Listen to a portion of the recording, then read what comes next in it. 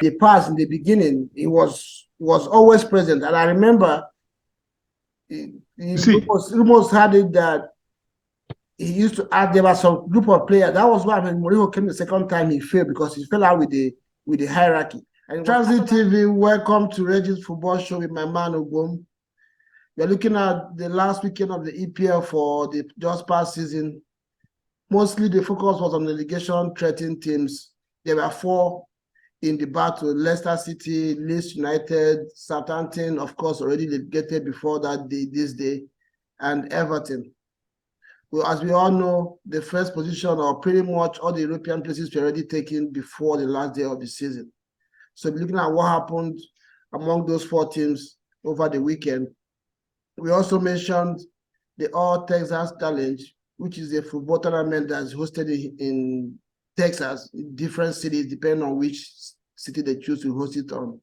This year it was in Houston, and yours faithfully, I and Ugum, we were in the competition. I was one of the coaching staff for one of the teams. Ugum was one of the officiating officials in the tournament. So we'll bring you a few videos, clips, and talks on the tournament. And probably in the coming weeks, we'll also have a content that fully will be an update on the tournament, videos, clips, interviews, and whatever happened in the tournament. We'll bring that for you in the coming weeks. We'll also look at a few transfer rumors that are strongly making the waves this week, so far this week. So that's what we're going to look at in this episode. We'll welcome back to the show. thank you, Reggie. It's a pleasure. We had a great time at the All Texas soccer tournament hosted by Houston with teams from Austin, Dallas, and multiple teams from Houston as well. I think overall they had 12 teams, and they also had the over 40 tournament with I think about four teams contesting for one to emerge winner. It was a great time. It was good to still go back to the grassroots where we belong and continue to develop the game, continue to contribute as much as we can. Yes, guys, before we go on the show, don't forget to subscribe if you haven't done so far. Like and share our content and on our road to 200 subscribers. Like I said in the last episode, we are so excited and proud of this community. So far, we are over almost 120 subscribers with over 1,000 views of our videos. This gives us confidence, and we believe that you all are enjoying the content we are bringing out. We continue to beg you to support us on this journey. Thank you. So now we move to the Texas Challenge. I want us to look at three things on the tournament. I'm looking at the standard of the play and the determinant that will go from the tournament, the organization, and the team that won the tournament. Do you have any? Yeah, I thought this tournament was good. Was good. There were a few lapses in organization, but I would say that was made up by the high standard of play. Um, Being an avid watcher of football games across the world, EPL, La Liga, Serie A, Liga, Bundesliga, MLS. I didn't feel out of place watching. That's one thing I noticed over the weekend. I mean, officiating the games, I didn't feel bored or out of place watching the talents that we witnessed over the weekend. We had boys as young as 17, playing mature, soccer, playing organized, structured soccer, fearless soccer. And I thought that was really, really good. We had and the fact that it was opened up, yes, it was an all Nigerian tournament, but of course, people from all nationalities were welcome because as the game is, the game of football is the game for all. It's a game that unifies all, despite color, despite religion, despite sexual orientation, despite everything. We all, once we get on, go beyond the white line onto the green grass, everybody enjoys it. It's the same thing. So yeah, that's what happened over the weekend. We had people playing to their best. And unlike what happened the last time we went out for a tournament of this nature, there were no serious injuries. That's one other thing that I'm thankful for. The last time we went for this tournament in Dallas, we had multiple cases where we had to transport people with ambulances to the hospital because of fractures and all that. But that did not happen this time. Um, Thanks to good organization, thanks to better pitches, thanks to better standard of play. So yeah, I really enjoyed it. Yeah, for me, it was very interesting time over the weekend. First of all, like you rightly said, uh, the play, the standard of play in this competition has really gone up. I remember 3, 4 years ago when it was first started. There were all kinds of soft teams in the tournament. Last year was also good, but you could still see that there were some teams that were not up to par. But I think there is, just like in EPL or any other league where there is banter and there is pride, I think all the teams now have come to realize that they need to defend their pride. So everybody's going all out to recruit players who are up to standard because they have seen that the competition is not a child's play, it's a serious one. Player teams are not looking at the prize money, just like I did this in EPL. Sometimes if you hear how much the team that wins EPL gets, you'll be wondering why all the efforts. It's the same is applicable in this tournament. I could see that the the managers and sponsors of these teams went all out to recruit and prepare their teams for the tournament. It really was a very good. I had fun. I enjoyed myself. The times that my team was not playing and I watched other teams play, I could see that the level of the tournament has really gone up and it can only get better. And like you rightly said, on the organizational side, there were so many complaints in the years past. Of course, it wasn't a perfect show, but the it's quite commendable. The level of organization that they had and publicity that they gave to the tournament, the uniformity, the way the tournament was organized and officiating and everything. Yeah, it wasn't perfect, but I can assure you that is at this level, grassroots, it was top notch. I really give thumbs up to the organizers. Then lastly, the team that won the tournament. I'm not going to be biased. It's my team. I'm one of the coaches in the team. And now we are a back-to-back winner of the tournament. We won it last year in Dallas. And I can never be too proud of the boys on the way he performed. The team started very shaky. By our first game on Saturday morning, we had barely 3 or 4 substitutes. But the loyalty showed up as the day went by. The players, recording and the team did what they normally do. Houston Green Eagles have always been a team to beat in Texas, and right now every team out there is doing all they can to either do a Chelsea or not, or recruit players like Man City does in EPL outside the league to try to beat the standard that the Houston Green Eagles have shown. So that's that for now. We're not going to take. Can I say something Yeah. to that regard? I have two very important points I want to make. One of the things I learned from this tournament is what's happening at a higher level in the EPL, right? You have Manchester City having won 5 out of the last 6 seasons. And to an extent, they've proven and they've said, hey, we are not the biggest money spenders. They spent a lot of money building, but once they started winning, you see, I've realized that winning is the culture, right? When you see a winner, it is not easy to beat a winner. It's not easy. I don't know how to explain it, but it's not easy to beat a winner. You see what happened to us now this season?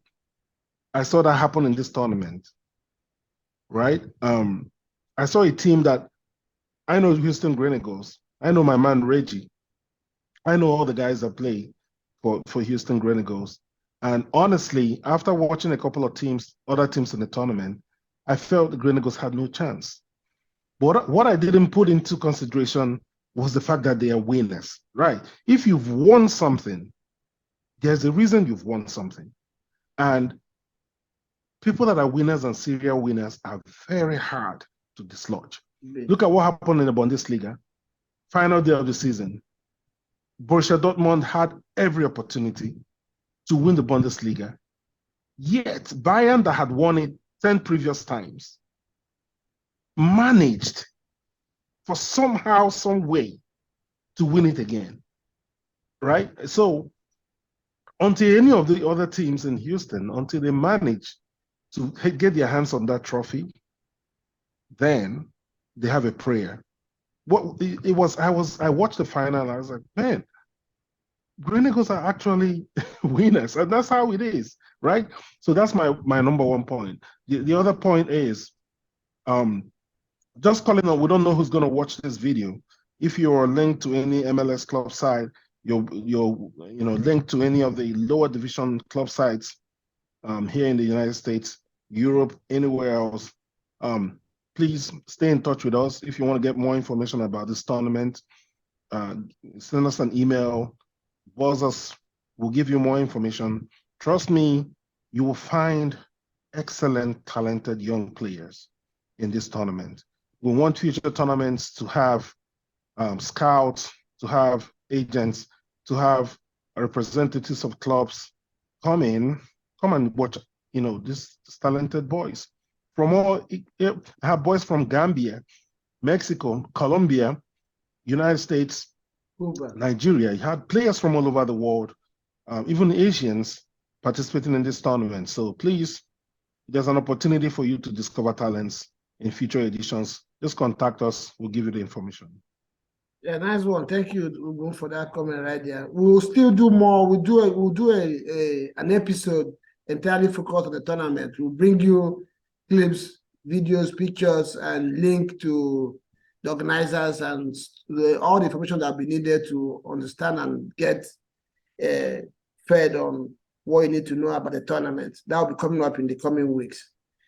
So we'll move to the games over the weekend in APL.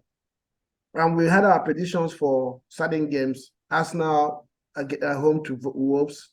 Aston Villa were playing at home to Brighton. Chelsea at home to Newcastle. Everton at home to Bournemouth. Leeds at home to Spurs. And Leicester, West Ham.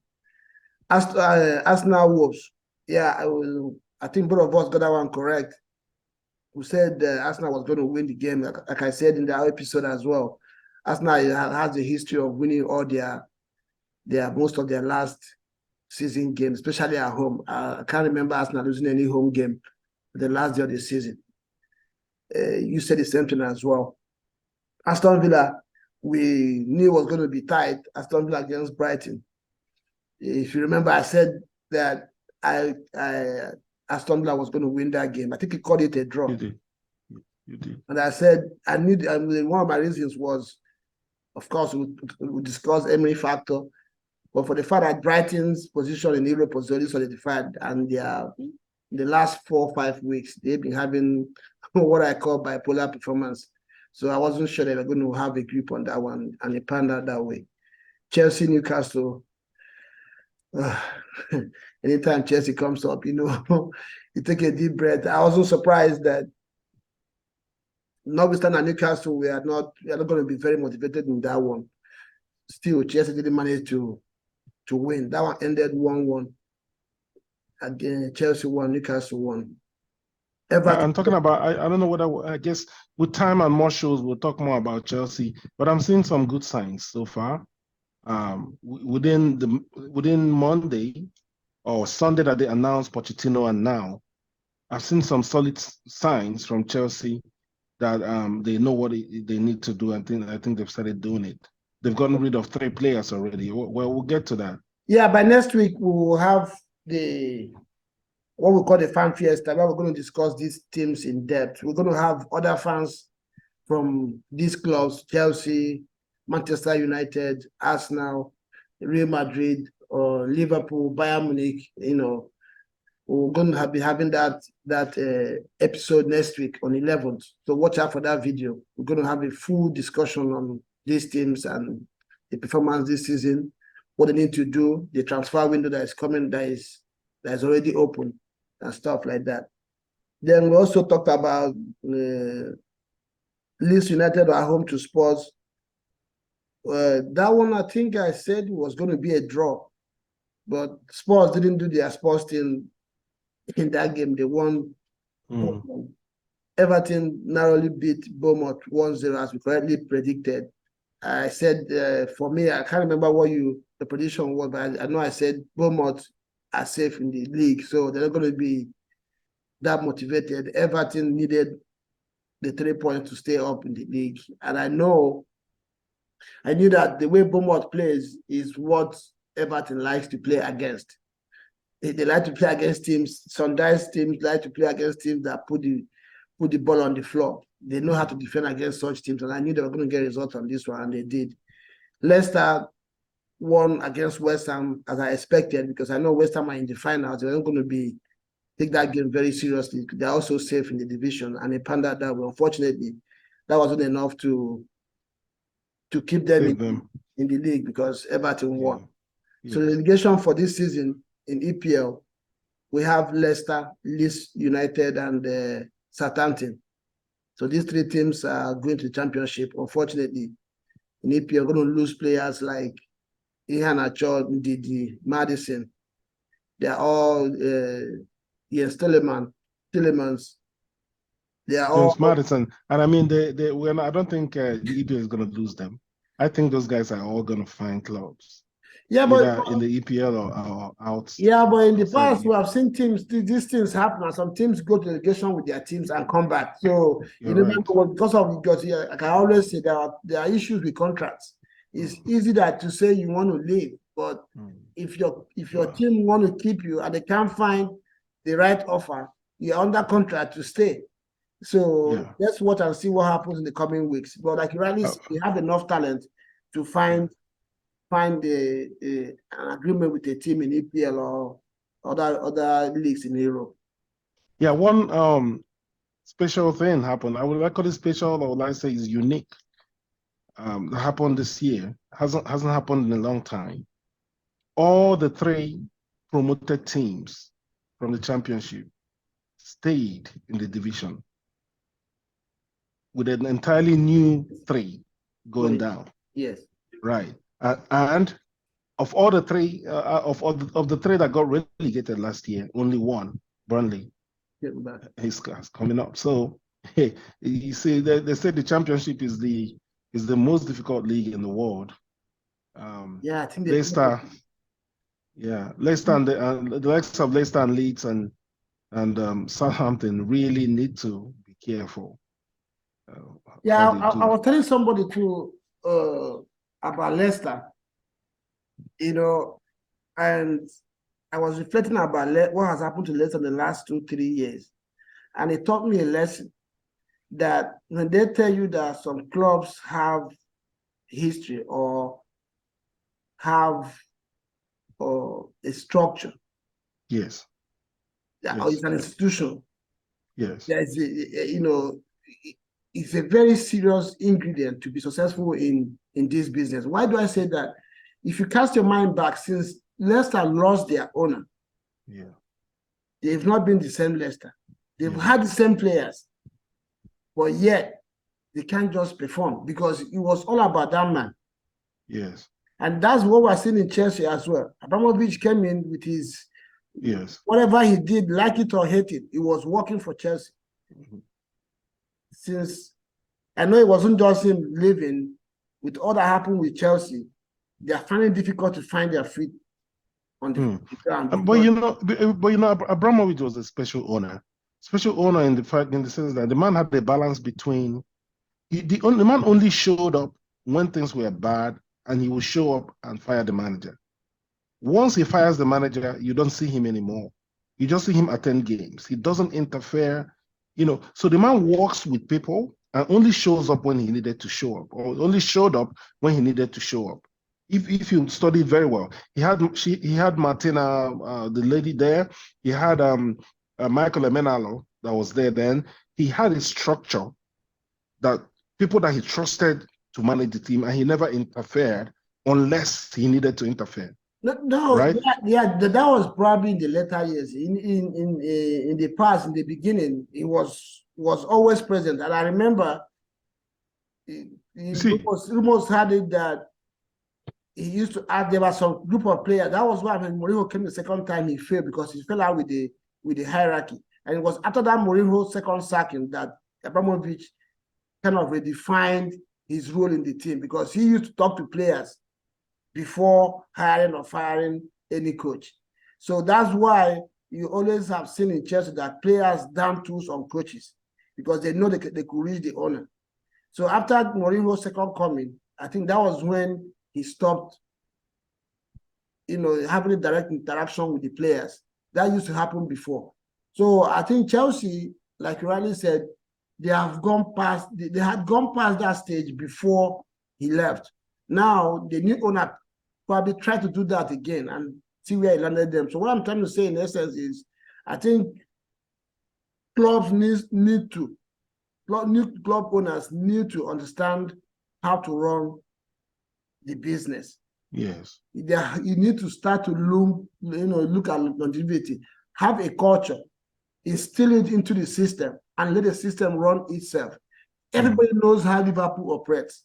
Everybody knows how Man U operates. And lately, too, Man U have been in that same problem, because the owners defeated from the way Man U as an institution operates. And it's affecting them. In the last 10 years, Man U have been struggling to be relevant. That's why when Arsene Wenger was leaving, he left the famous words, protect our values, protect what we stand for, protect our principles. That's why he urged all the supporters and all the management of the club. So that's what he was referring to. Exactly. A club has an identity that you need to build and protect. Everything revolves around it. And everything revolves around it. And if you heard Arteta, he's in the comment that he made in the closing of the closing ceremony for the season, one of the things that he said that made him happy, or makes him feel that this season was a success, was because we have rediscovered the soul of the club. Yes. So there has to be a way people do it, regardless of who the owner is, regardless of who the CEO is. There has to be an identity, like you rightly said. So I think should be a lesson for other clubs. It could be an owner, it could be enthusiastic about the sport, but like you said, hire experts, give people, if you hire a coach, if you hire a manager, they should understand how the club operates. Yeah. And there's no wrong or right culture. It all depends on the mentality and the way you want to operate. You identify your own niche, operate that way. Yeah. And like you said in the last episode, Allardyce, he doesn't play his teams like Pep does. But you're not going to tell me that he's not a good coach or a good manager. He has success in the way he decides to play. So I think that also is applicable to the clubs. And I reflected on this relegation this season. Leicester really, I took some time to think about them, and I was wondering how they got to where they are. Leicester couldn't even win. I'm not sure they won 10 games this season.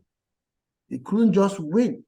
And sometimes we as fans, what we see is 90 minutes of the team every week.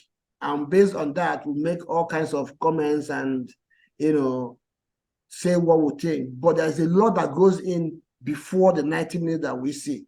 And that's what we're talking about. Some of those things affect the performance we see on the pitch. When Arteta joined us now, one of the things that he kept talking about was culture, performance, attitude. I think he labeled it the non-negotiables. So if you don't have that as an institution, then it's almost impossible to succeed. And so we'll move to transfer rumors for the week so far. The big one that broke today Of course, we're going to talk about this guy almost through the transfer window. Declan Rice to Bayern Munich. There's a rumor, strong rumor that Bayern Munich is ready to launch 92 million euros bid on Declan Rice.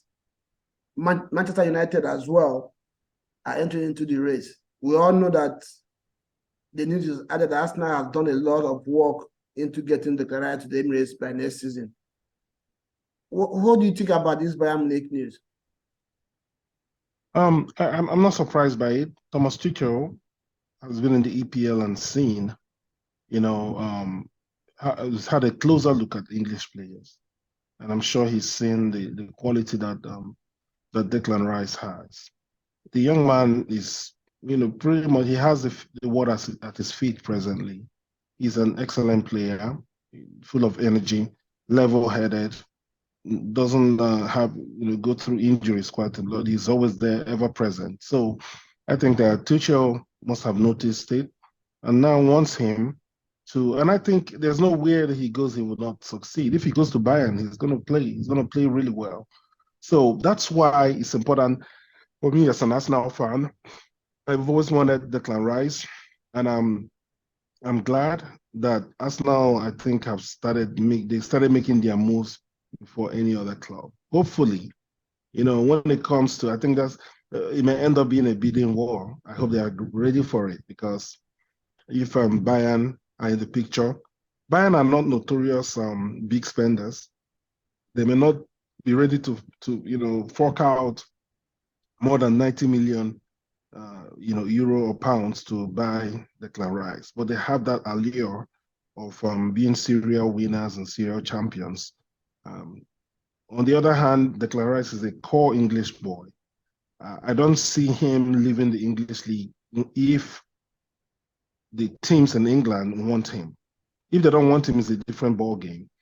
Having played in the EPL for a while, I don't think he's going to want to leave at this point. I think it's going to be a battle between the likes of United, Chelsea, Arsenal, and maybe to an extent City if they are interested. So, yeah, I think he will want to stick in the EPL. Matter now is the money versus where he wants to go. I think both will figure. It's not just going to be about the money. I think that West Ham, he has served them well enough for them to give him a right to kind of choose where he wants to go. So it's now up to the clubs to come and lay their programs in front of him and see which one appeals to him the most. Yeah, without the Arsenal bias, I don't think I'm really disturbed about Bayern Munich. Like you already said, he's a core English boy. I'll feel more agitated or stressed if I hear Chelsea, Man United, or Liverpool has gone into the race. That would disturb me way more than Bayern Munich. I don't feel that Rice, if you give him regardless of what Bayern Munich have achieved in the past years, being a core English boy, and I think he's also an Arsenal fan. I don't think he's going to take a lot more in terms of finances for Bayern to take him off Arsenal. I don't think it's going to be.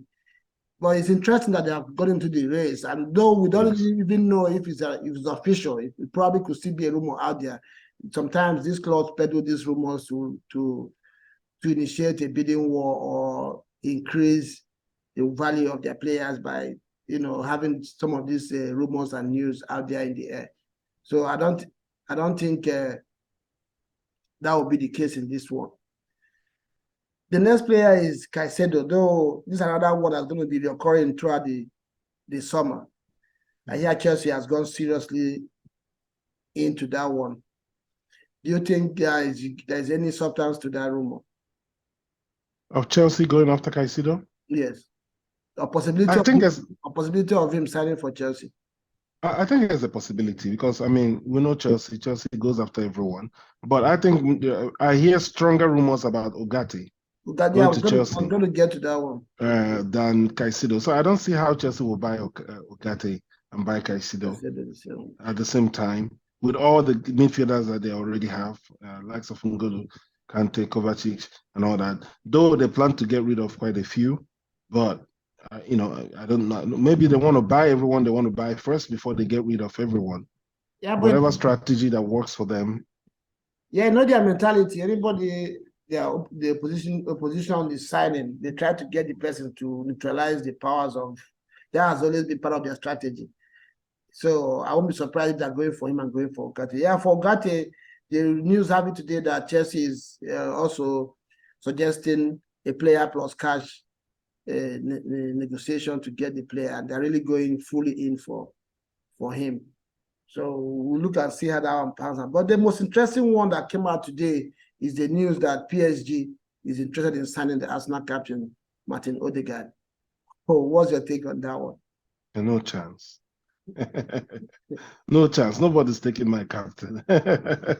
Odegaard is settled. There's no. I'm not a betting man. I'm not interested in betting. But if I were to be, I'd put whatever I can put on this.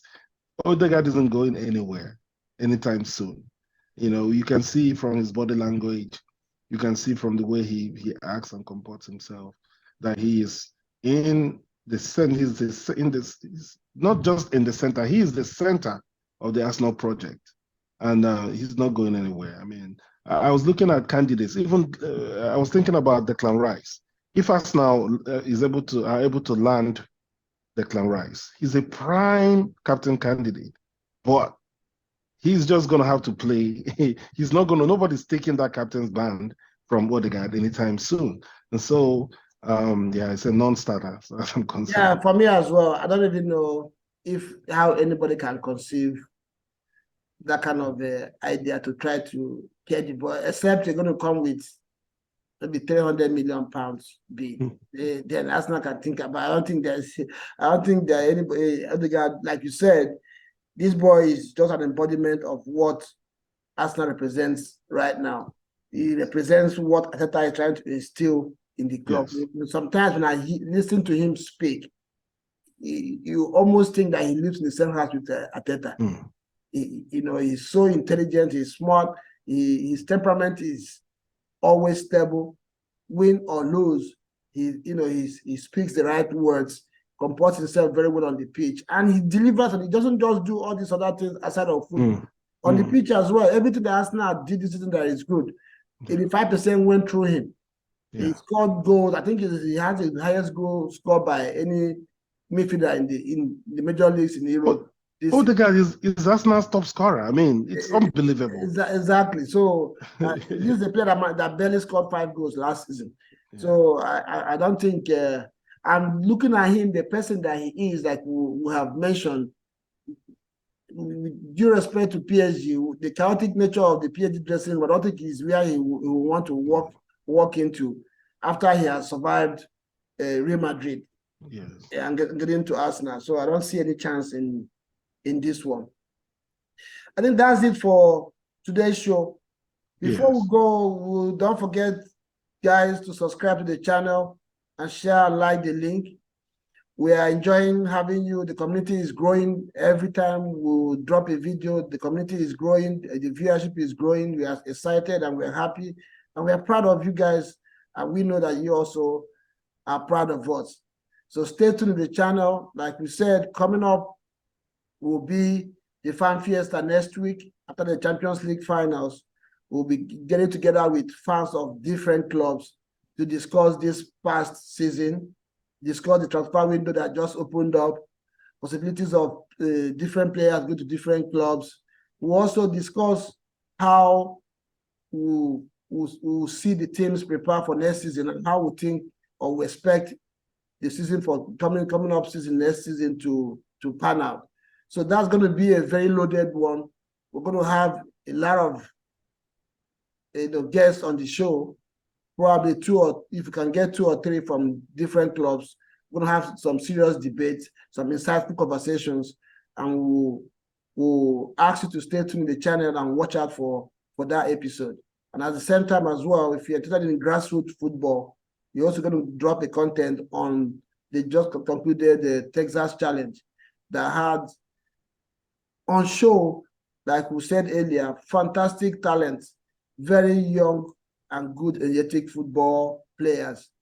And honestly, you will also see that there are some level of all-rounded technical support for these players because they cannot give such show without some quality men on the bench.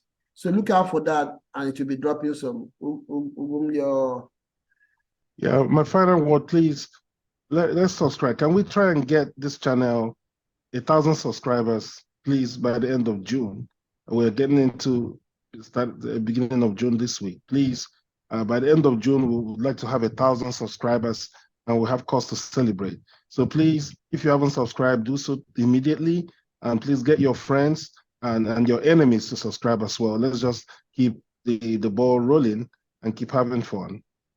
Yes, and some viewers have asked me how much is it to subscribe. The subscription is free.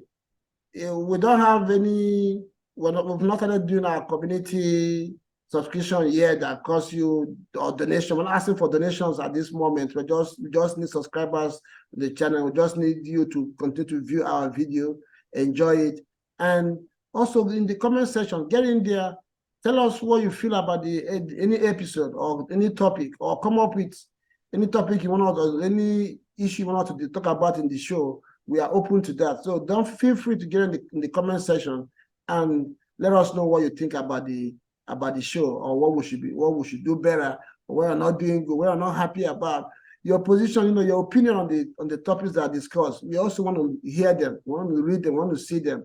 And if need be, we will respond to those comments. Thank you, and bye for now.